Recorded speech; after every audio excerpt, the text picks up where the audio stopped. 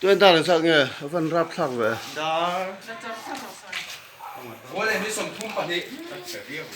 ngay giờ là lúc ấy thì mà tôi hiện qua lại mình sống thung pani này riêng ra qua lại mình sống thung pani thiếu cái gì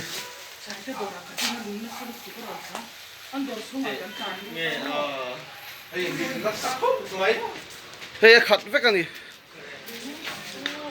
ê này nắng đi kha mà biết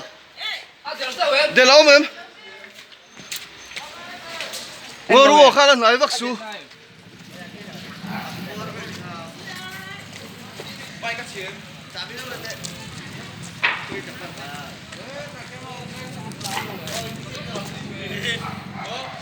thôi im bay khá đến rồi ê khai nang mà đi hơn ngày tuần tục chơi ê ui thế này motor khan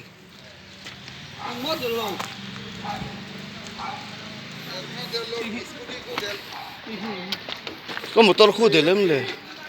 hey tu scooty nghe có motor khu để làm ô motor po để làm gì cái phần gì ô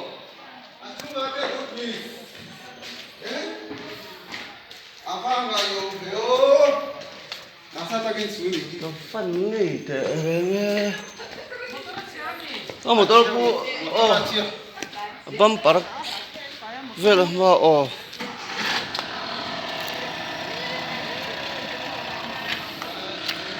buộc boring khá khóc mà người bị ăn tập tác về đăng tí lắm lụt đi đâu ván đuổiกันván cái lúc ngày tuốt tục châu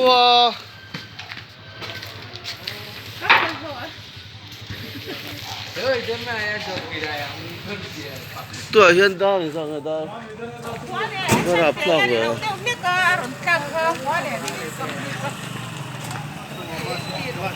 motor juga sub en lock